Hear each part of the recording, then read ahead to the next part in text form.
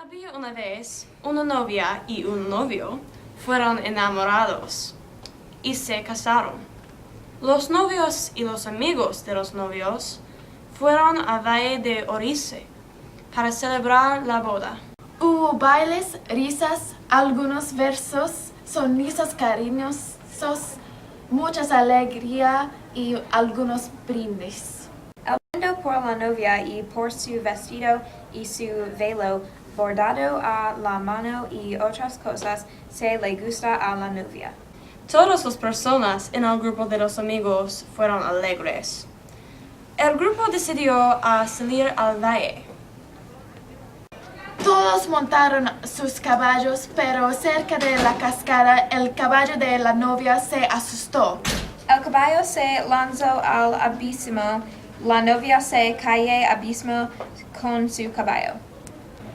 La cascada se llama la cascada de la novia porque el velo blanco bordado a mano a la novia parece como un blanco cascada. El fin.